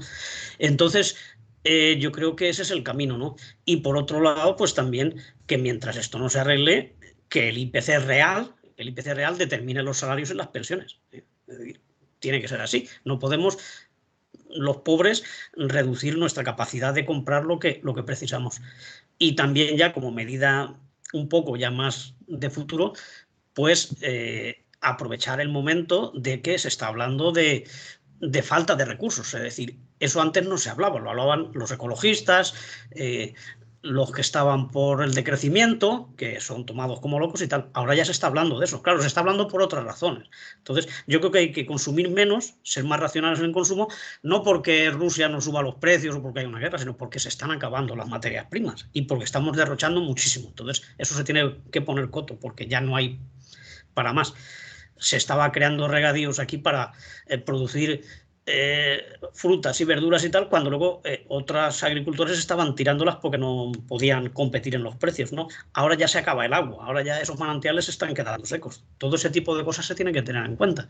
Sobre todo no producir para tener que tirarlo y racionalizarlo. Y sobre todo lo que se está haciendo desde los grupos de consumo y los productores de agricultura ecológica, es decir, eliminar intermediarios, eliminar transporte, es decir, consumo de productos de cercanía, fomentar los mercados. El Ayuntamiento de Valencia, bueno, va poco a poco tomando algunas de esas medidas. Ayer era uno al mes, ahora se van a hacer uno semanal, ¿no? Mercados para que la gente pueda vender sus productos directamente a los consumidores. Eso se tiene que ir a más. Y también las asociaciones de gente que le compra a los agricultores y luego la distribuye en su barrio. Es decir, son pequeñas cosas, pero todo contribuye a que cambiemos la mentalidad de no coger el coche para ir a comprar, cuando antes teníamos las tiendas y el mercado lo teníamos para ir caminando desde casa. Ahora eso se ha cambiado y tienes que desplazarte, ir a una superficie donde compras cosas a veces que no te hacen falta, porque la publicidad es muy tentadora, hay tanta cantidad de marcas y de productos que al final te llenas el carro. Y muchas veces lo que más te lleva son embalajes y productos que no te hacen falta. Entonces yo creo que hay que un poco cambiar la mentalidad y consumir lo necesario y lo justo, pero que sea a precios competitivos y de una calidad indiscutible. Y eso supone cambiar las políticas y meterle mano a los poderosos, a los ricos. Pero alguna vez habrá que hacerlo.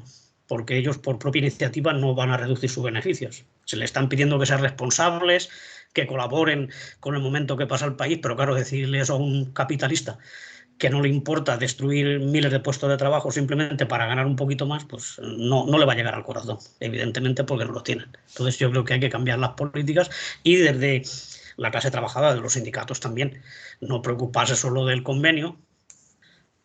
Bueno, que es que ya ni nos preocupamos del convenio, se firma por debajo del IPC, ¿no? Sino también, pues, recuperar esas cosas que yo comentaba antes que había, el tema del economato, que haya comedores en las empresas, que haya comedores en los colegios, pues un montón de cosas que contribuyen a que no tengamos que comprarlo todo en las grandes superficies y que no nos marquen ellos los precios y el destino nuestro, ¿no? Que nosotros podamos decidir y podamos intervenir en lo que es tan importante como la alimentación o la vivienda o la energía que consumimos. Ens diuen per WhatsApp, dicen, ha hablado Yolanda Díaz y Planas. Garzón de consumo no tiene nada que decir. Nos dejan por ahí colgando esa pregunta. No sé si queréis decir algo, Rafael, Adrián, sobre este punto. Rafael. Hombre, sobre el Garzón, pues no sé si tiene algo que decir o no, supongo que sí, y supongo que lo dirá, y creo que también ha dicho algo, y también se reunió con Yolanda Díaz, y cuando presentó las medidas estas de la cesta lo hizo con Yolanda Díaz, o sea que Garzón está ahí, eso es evidente, algo dirá, es que aquí enseguida se dice. Respecto a lo que estamos hablando, decía Adrián que la paz siempre es mejor para la economía. Yo tengo seguramente, vamos, estoy seguro de que no, y si no es mejor para la economía, me da lo mismo, la paz es necesaria siempre. Pero algunos economistas capitalistas y algunos capitalistas prebostes, ahora mismo no recuerdo los nombres, pero lo he oído a lo largo de los años, no de ahora, a lo largo de los años, siempre dicen que la mejor medida para acabar con la crisis y con la crisis crónica que padece ahora mismo el capitalismo occidental es una buena guerra mundial. Y lo dicen con todo el cinismo del mundo y explican por qué.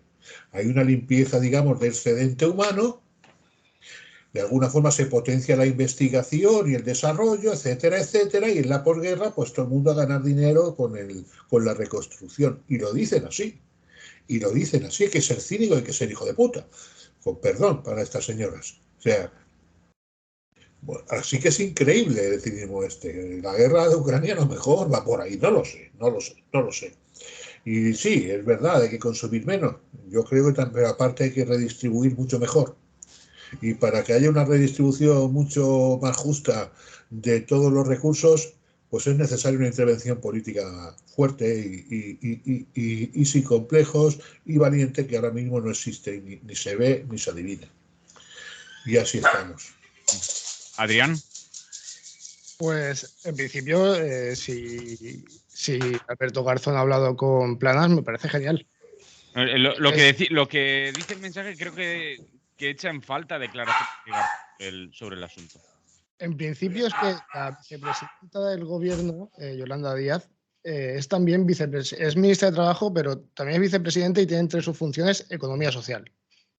En la economía social está la responsabilidad corporativa de las empresas.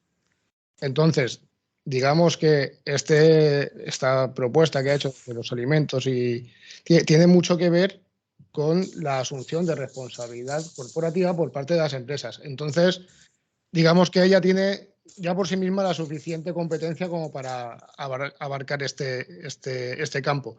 Desde luego, consumo, pues probablemente también tenga que decir algo, pero claro, donde manda patrón no manda marinero. La vicepresidenta lidera la acción política en este caso y me parece muy bien. Y por otro lado, a Rafa Juan contestarle. Yo creo que la paz es la mejor medida para la buena economía. Pero que no te lo discuto. Como se debe entender la economía, como entendían la economía los economistas antiguos y como entiende la economía los manuales de economía. La economía es la gestión de los recursos para dar satisfacción a las necesidades. Lo otro, lo que has comentado de la guerra, a mí no me suena a economía, me suena a comercio. El comercio de los capitalistas, el comercio de los señores de la guerra. Entonces, yo creo que la paz es buena para la economía porque entonces es cuando podemos mejor gestionar los recursos y, como decía el otro compañero, podemos diferenciar qué necesitamos y qué no necesitamos consumir, y en la guerra, desde luego, consumimos cosas que no necesitamos, como bombas. Entonces, partiendo de esa base... Que no me pintes como un defensor de la guerra para el desarrollo de la economía. Faltaría más, tío. No se me ocurriría, joder. Te he dicho por dónde van los tiros en algunos sectores. Pues que es increíble, ¿no? Y he subrayado lo grave que es la situación y la falta de escrúpulos de capitalistas de algunos sectores. Yo me refería más a que estos a los que te refieres no hablan de economía. Hablan de comercio. Y ese discurso se lo escuché hace unos cuantos años. Bueno, hablan de economía, pero piensan en comercio. Al señor Arturo Pérez Reverte. Le escuché esa reflexión. ¿Ves? Mira. Antonio, no sé si quieres decir algo más de este punto o nos vamos a hablar de desahucios, que leíamos también una información que decía que habían aumentado un 20% en el País Valenciano.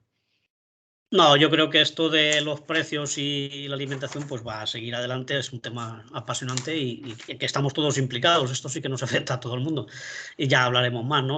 Pues simplemente decir eso sí, que para los capitalistas después de las guerras es cuando viene su gran época de negocios, bueno, durante la guerra también, porque también especulan y también venden armas, es decir, ellos cualquier circunstancia intentan sacar beneficios y al final lo consiguen, ¿no? La reconstrucción de los países que ellos mismos han destruido pues es un negocio bollante. Ya lo estamos viendo en Irak o en Líbano o en cualquier sitio que haya habido guerras. En fin, bueno, y lo de los desahucios, así no tengo que volver luego otra vez, sigo yo.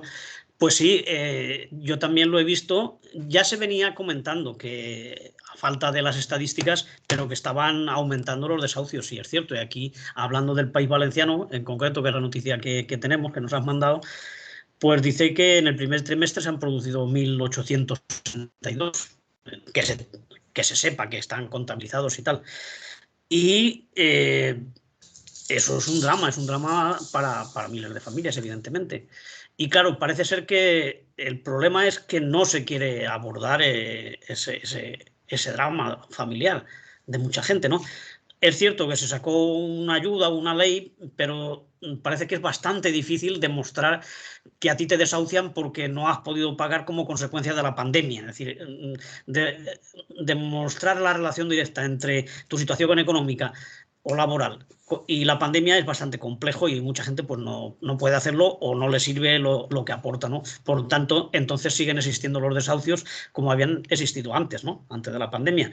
Y claro, el drama que está suponiendo pues la carestía de la vida, el que suben el Euribor y eso que va a hacer que tengas que pagar más de hipoteca y tal, pues hace que pierdas la vivienda. Luego, si recuperas el trabajo y tienes dinero, ya no puedes ir porque ya se ha quedado el banco, ya es propiedad de la entidad el piso que tú tenías medio pagado o que ya te faltaba poco. Es que pierdes lo que debes y además pierdes lo que ya habías pagado antes, el medio que ya tenías pagado. Entonces es una locura y yo creo que eso hay que abordarlo y es cierto que hay bastante resistencia, que hay... La PA y otros colectivos están denunciando estas cosas. En muchos casos se consigue paralizar o se transforma en un alquiler social y todo eso. Y bueno, en concreto hemos tenido uno aquí en el Carmen la semana pasada. Bueno, en el Carmen, en la Ciutat Vella, ¿no? Al lado de la Lonja, en Cajeros 2, que de momento se ha parado. Era un edificio antiguo que lo reclama, bueno, lo reclama porque lo habrá comprado los propietarios, un grupo buitre de estos, seguramente para hacer pisos turísticos o habitaciones para alquilar al turismo, ¿no? Y la gente que vive allí pues se tiene que ir a la calle porque estaban en alquiler y cosas así, o gente que ya no ha querido aguantar más porque empiezan pues a crearte problemas de falta de seguridad, de no te hacen las reformas de fontanería o lo que las viviendas viejas pasa todo eso, ¿no? Entonces de una cierta medida pues te están obligando a marcharte y luego pues ya llega al final los agentes del juzgado y si sois pocos te echan ya, si hay muchos pues luego volverán con la policía y al final pues tiene que estar el vecindario y la gente solidaria apoyando para que no se produzcan estos desahucios. Pero ya te digo que es un problema muy grave para muchas familias trabajadoras. Y no ha desaparecido, en contra de lo que pudiera imaginar la gente o de lo que se dice. El hecho de que no salga en la televisión no quiere decir que no exista. Pero el drama está en nuestros barrios y en nuestros pueblos. Muchísima gente ya ha perdido la vivienda y hay más que lo van a seguir perdiendo. Y luego está también mucha gente que la echan por el tema de alquileres, que también quieren quitarse a los antiguos residentes y y luego ya poner otra vez esos pisos, después de reformarlos o sin reformarlos simplemente, en el mercado porque está subiendo el alquiler. Al no poder la gente comprarse vivienda propia, porque eso cada vez va a ser más difícil, nadie tiene trabajo ni recursos para dar la entrada a un piso, pues el alquiler está subiendo muchísimo, ¿no? Gente que demanda pisos para alquilar. Y como no hay suficiente, pues el mercado es así de ágil y de automático. Mucha demanda y poca oferta, pues suben los precios. Y es lo que quieren ellos. Y eso supone, como hemos visto, pues muchos problemas para la gente trabajadora, ¿eh? Parecía que era un derecho que teníamos a la vivienda, pero también es algo que se está discutiendo y escamoteando. Tener un sitio donde poder dormir y tener allá tu familia. Adrián. Pues en primer lugar, insistir un poco en lo que comentaba el compañero. La vivienda debe ser considerada como un derecho, porque es en nuestra vivienda donde damos cumplimiento a nuestra dignidad como seres humanos, donde tenemos nuestra intimidad, donde podemos invitar a quien queramos, donde desarrollamos la vida familiar.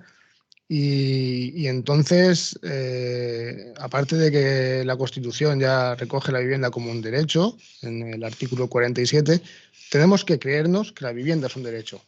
Esa concepción tiene que triunfar en la sociedad. Sin embargo, vemos como la vivienda es un refugio al final del capital.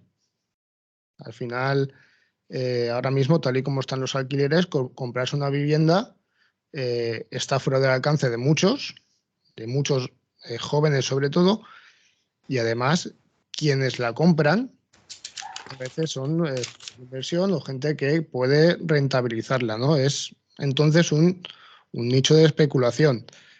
Ese nicho de especulación, a la vez, ¿no? Cuando esa vivienda se pone en alquiler y cobran 800 euros por ese alquiler, tira del precio de las viviendas también en el sentido de la compra. Entonces sube el alquiler y sube también el precio de la vivienda, con lo cual hace cada vez más difícil que podamos acceder a ella. Tenemos también otro de los factores que apunta el compañero, que es el fenómeno del alquiler turístico. Eso ahí hay que poner coto. Desde Podemos siempre hemos trabajado, siempre hemos insistido en que hay que meterle caña a los pisos turísticos, hay que regular, hay que investigar porque hay muchos en economía sumergida y todo eso configura un mercado a la vivienda y no un derecho a la vivienda, que es como debería de ser. Por lo que toca a Podemos, y creo que tengo que decir algunas cosas que hemos intentado hacer con toda nuestra energía. Sí, porque la Consellería de Vivienda la tiene nuestro vicepresidente Héctor Illueca. Es por eso. Y quería empezar antes por el sentido nacional, ¿no? Que medidas que se han tomado desde la vicepresidencia, cuando creo que la llevaba un Pablo Iglesias, iban encaminadas a proteger a la gente, a los alquileres durante la pandemia. Y sí que es verdad que, como se ha nombrado, ahora mismo es muy difícil demostrar que está ligada, ¿no?, la pandemia con un desahucio, pero se han conseguido parar muchos desahucios con esta norma. O sea, tiene sus carencias, también tiene sus virtudes, ha logrado parar bastantes desahucios. La pena es que siguen produciéndose desahucios. Esa es la realidad. Y la realidad nos debe de empujar a seguir haciendo más. El desahucio no es algo bonito. No, el desahucio es una tragedia. El desahucio es una tragedia social, es una familia o una persona que poco a poco ve cómo va perdiendo poder adquisitivo, cómo va perdiendo derechos, cómo al final la policía va a tocar a su casa. Es que esto es brutal. Que vaya la policía a echarte de tu casa es brutal. Es violencia. Eso es violencia social. Y nada, en lo que toca a la vicepresidencia, a Héctor Illueca, pues el trabajo que están haciendo a mí me consta que es brutal. Se promulgó la ley de tanto y retracto, por la cual la Consellería puede adquirir viviendas a un precio bastante razonable. Y nada, voy a dar un par de datos porque creo que son interesantes. En este último semestre La Consellería de Héctor Illueca ha conseguido 219 viviendas a saldo de 12,6 millones de euros. La media, así a grosso modo, ¿vale? Sin hacer un cálculo pormenorizado de cada vivienda, son 57.000 euros. Cuando vemos que las viviendas hoy están por 100.000, 200.000. Esto de que se está consiguiendo a este precio tan asequible para la administración quiere decir que se está gestionando bien. Que la izquierda no es solo ideología y no solo un eslogan, no. La izquierda está gestionando. Esto se está gestionando y con notable éxito. ¿Que quisiéramos traer mucho más parque de vivienda pública para ofrecer en alquiler? Por supuesto. ¿Que se está haciendo todo lo posible con todos los medios que tenemos? También. Y por último, señalar que hace poquito la Consellería detuvo un desahucio en Font del Carròs de 30 personas, más de 20 familias, y es para lo que trabajamos para esto. Y lo último señalar que estas viviendas eran de la Sareb. La Sareb es el banco malo, es un banco al que hemos rescatado todos los españoles. Y razonablemente, desde la vicepresidencia que lleva Héctor Illueca aquí en la Comunidad Valenciana, se ha solicitado algo que es muy razonable, que esas viviendas que son de la Sareb pasen a ser gestionadas por lo público y pasen a formar parte del parque de vivienda público que es necesario para cumplir con los derechos, no solo con el derecho constitucional a la vivienda, sino con los derechos fundamentales de la gente. Adrián, nos llega un mensaje. Te lo voy a leer a ti porque estos le tocaban antes a Rafael Juan, pero ahora te toca a ti. Nos dice, ¿cómo se puede calificar de notable la gestión en vivienda cuando estamos hablando que ha aumentado un 20% los desahucios en el País Valenciano? Bueno, el desahucio es una realidad bastante más complicada que la gestión de la vivienda. Los desahucios no solo responden a las necesidades de vivienda, sino también responden a un proceso económico de una familia que se va deteriorando. Sabemos muchos que son desahucios por motivo de alquiler, sobre todo en este caso.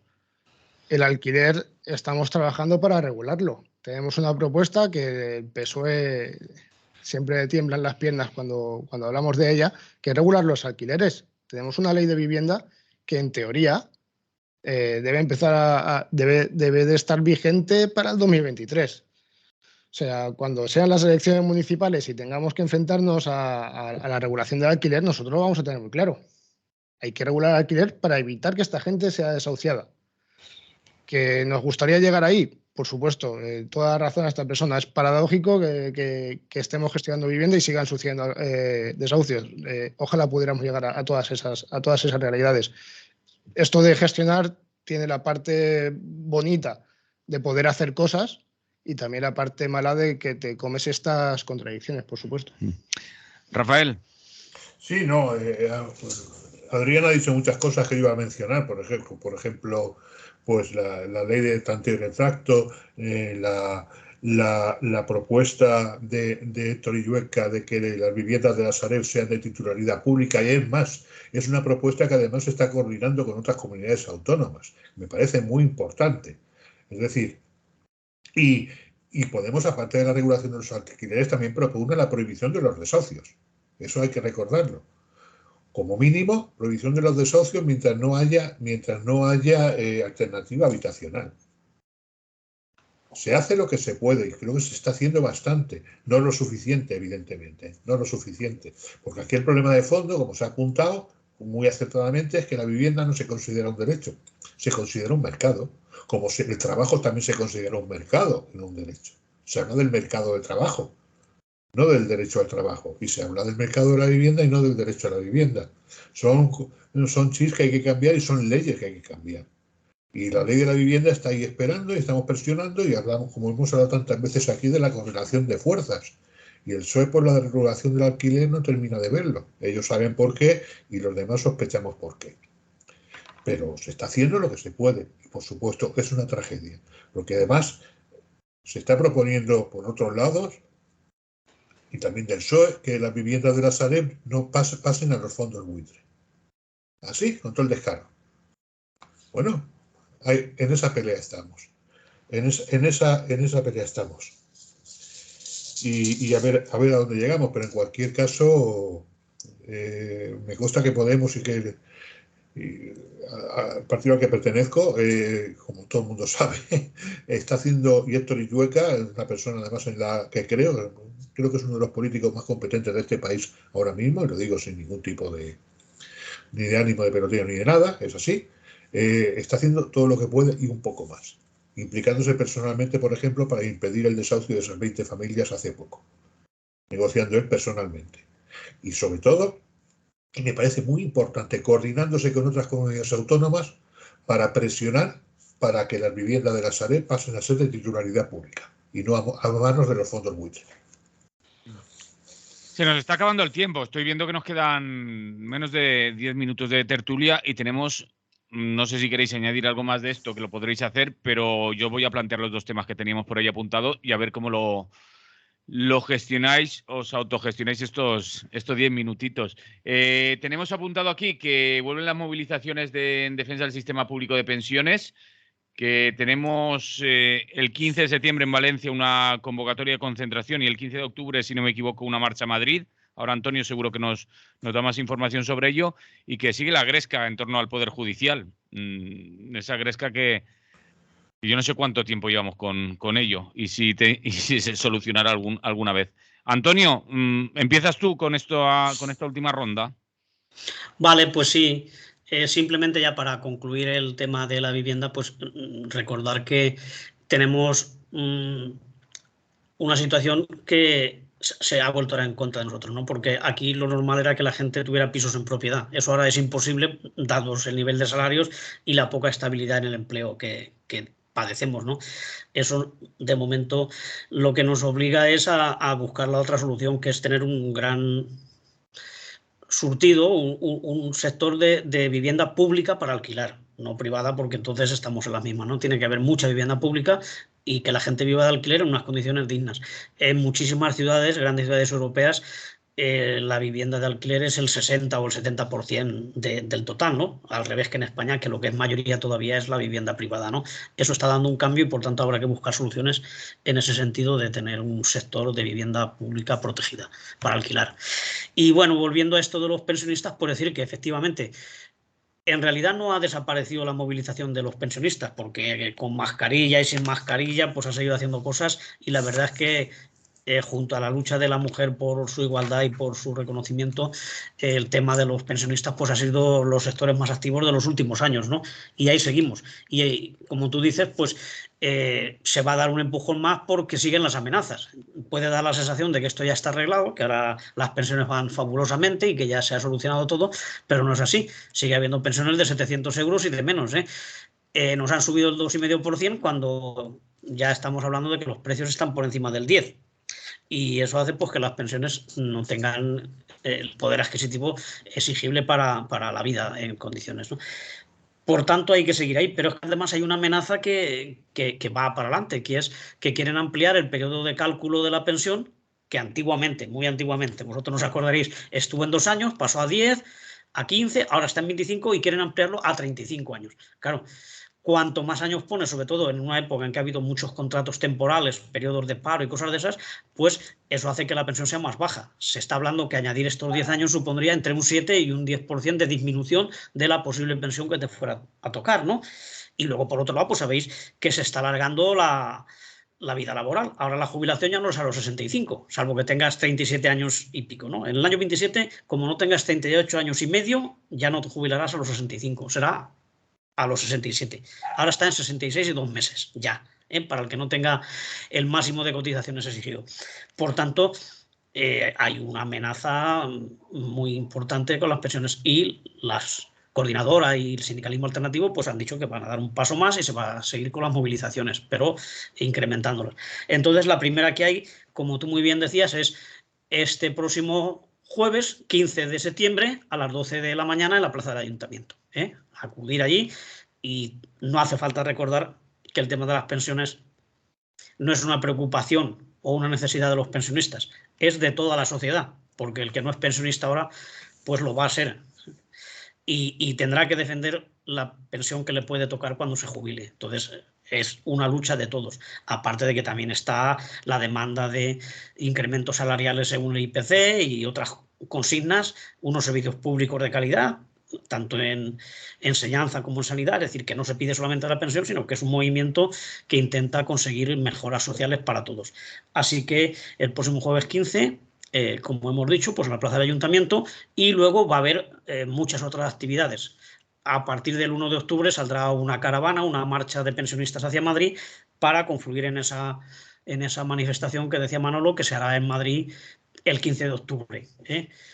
Evidentemente todos nos vamos a ir andando, todos nos vamos a caminar, pero sí que habrá una representación que recorrerá pues, esas distancias hasta Madrid, y el 15 coincidiremos todos allí en una gran manifestación para la que, en concreto, imagino que la coordinadora de pensionistas también lo hace, pero la CGT va a poner autobuses para llevar a nuestra gente, activos, parados, jubilados, futuros jubilados, amigos, familiares y tal. Es decir, vamos a poner autobuses en las condiciones de siempre. Bueno, pues para los afiliados gratis, ya pagan su cuota, y para la gente que venga de fuera y no tenga otro transporte, pues un precio simbólico, que creo que son 10 euros, que es mucho menos de lo que vale la gasolina de ir a Madrid, ¿no? Actualmente. Así que nada, animarse y a participar en estas movilizaciones. Luego también las habrá en Alcira, cada uno en su pueblo o la población que tenga más cercana que participe. No todos vamos a ir a Valencia, ¿no? Yo digo la de Valencia pues porque es la central y porque nos pilla más cerca y seguramente va a aglutinar más gente. Pero se quiere que se haga por pueblos y por barrios, va a haber charlas, va a haber debates, se va a incrementar bastante el debate y la presencia del tema de pensiones en la sociedad nuestra, en los barrios obreros, ¿no? Así que animarse y no olvidéis que es un problema que tenemos todos, no solamente los jubilados, que incluso algunos ya no es tanto problema porque ya estamos cobrando y aunque nos quiten un poco, pues no la van a quitar toda. Pero los que vienen después sí que la van a ver reducida considerablemente y hay amenazas muy graves sobre su futuro. Así que nos toca defender un derecho.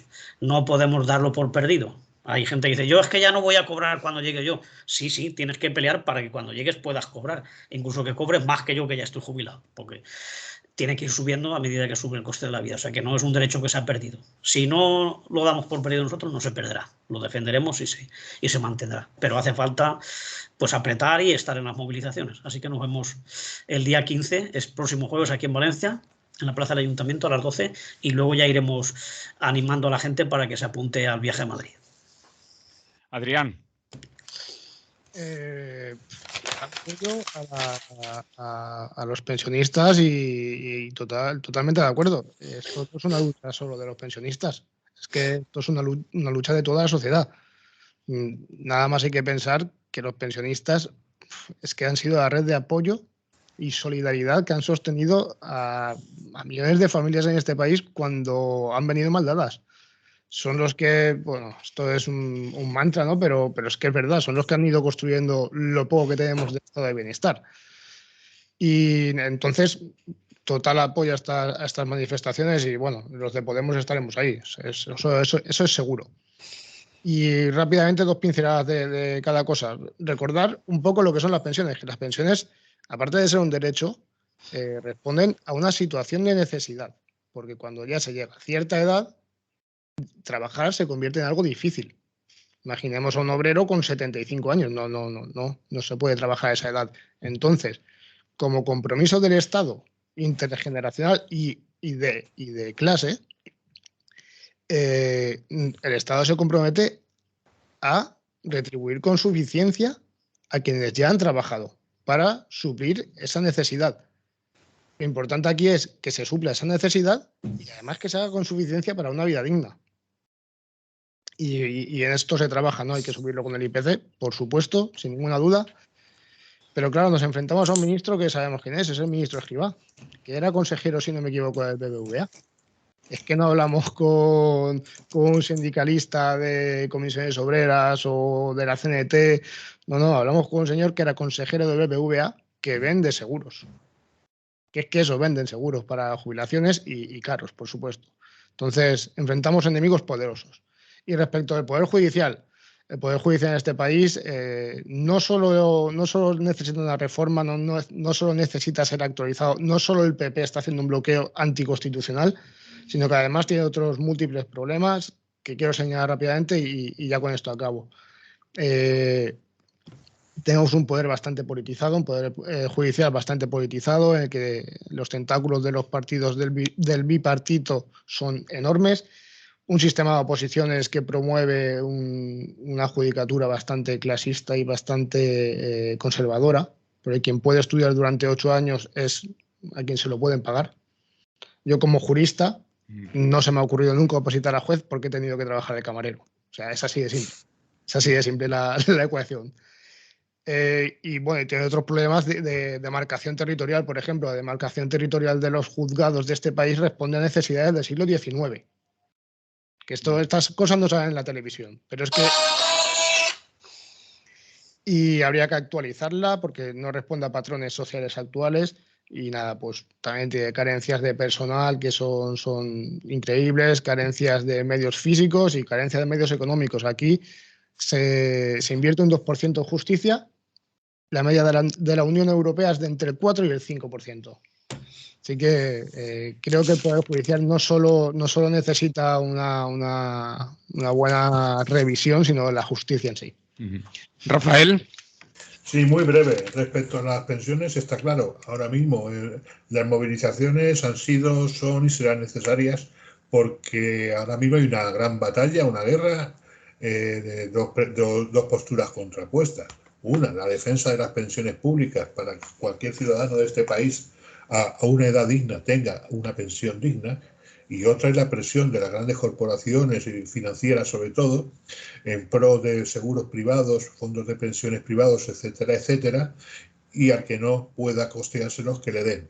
Y terminar como en Estados Unidos, con mucha gente a los 70 y tantos años recogiendo latas para sobrevivir porque no tiene una pensión. Eso es un hecho y esa es la guerra. Está claro dónde estamos aquí, los que estamos aquí, en qué parte de esa guerra estamos, y es en la defensa de las pensiones públicas ante todo. Pero va a ser una batalla dura, costosa y no sé si con éxito. En fin, pero hay que pelear. Y respecto al Poder Judicial está claro, o sea, a mí me parece un escándalo lo del PP que está incumpliendo la Constitución que tanto dice respetar. Pero es que los mismos jueces del Poder Judicial ahora mismo han boicoteado la elección de 2 magistrados del Tribunal Constitucional incumpliendo la ley. O sea, en este país no es que no haya leyes buenas, es que las que hay no se cumplen. No, me parece muy grave. Y como es inconstitucional la propuesta del PP, que es una de sus excusas para no renovar el Consejo del Poder Judicial, que es que lo conveniente es que los jueces elijan a los jueces. Es alucinante, o sea, es alucinante. Cuando aquí, sí, todo el mundo defiende la independencia de los 3 poderes, el judicial, el ejecutivo y el legislativo. Pero la cosa es que esos 3 poderes emanan de la soberanía popular. Es algo que a lo mejor se le escapa al PP. O sea, el Poder Judicial también, en un Estado democrático, emana de la soberanía popular.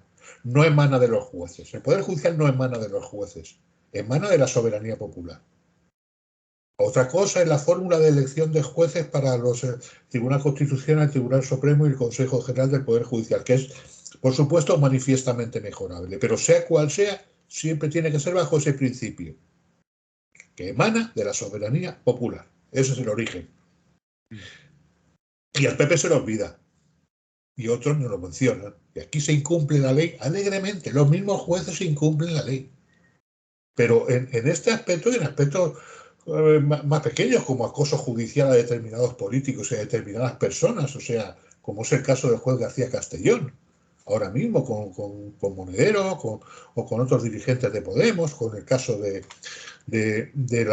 teléfono de Mina Duxol, en fin, es un escándalo. Es un escándalo y además se siente uno impotente, porque estamos hablando de gente que te puede meter en la cárcel. Es gordo, ¿eh? Es gordo. Se nos acaba el tiempo. ¿Convocatorias tenéis por ahí, Antonio? Bueno, ya hemos recordado la de los pensionistas en el Ateneo. Sí, la de las pensiones y la de también del miércoles 14 en Kaiser 2, el desahucio este que van a intentar llevar a cabo ya que no pudieron el otro día, ¿no? Así que la gente, sobre todo del Carmen y Ciudad Bella y del tema de la vivienda, pues que esté al loro y que vaya ya a ser solidaria. Sí, en Kaiser 2 nos piden que esté desde primera hora la gente por allí. La semana pasada... Sí, porque es muy temprano, creo que sobre las 9 o por ahí. Sí, la convocatoria de la semana pasada fue a las 8:30, o sea que sobre la misma hora. Bueno, pues cuanto antes, sí. Sí. Por eso, no sé si tenéis algo más. Adrián, Rafael, por ahí apuntado. No, apuntado no. Tendría alguna, pero no me la he apuntado, así que mejor no meter la pata. Y le recordamos a la audiencia que esté atenta también a las redes, que por ahí también, si hay convocatorias, van saliendo. Por cierto, por redes, es que leo un mensaje que han colgado en el Club de Oyentes y yo creo que nos lo deberíamos apuntar también muchos que utilizamos las redes. Dice, todo el mundo compartiendo mierdas de la reina, pero luego sois incapaces de compartir un despido, un accidente laboral o cualquier cosa que afecte a vuestra clase. ¡Viva el vino! Pues nos lo apuntamos. Lo del viva el vino lo suscribo. Sí. Rafael Juan, compañero periodista, Antonio Pérez Collado, compañero de la CGT y el Ateneo Libertario al Margen, y Adrián Navalón, compañero de Podemos, muchas gracias. Salud y hasta la próxima. Un abrazo. Un abrazo, saludos a todos. Hasta el próximo día. Hasta la próxima. Lliure directe Radio Clara, jo m'acomiade. També fins dilluns ja, que tornarem a estar així amb altra edició de l'espai d'entrevistes del Lliure directe Radio Clara. Salut i fins dilluns.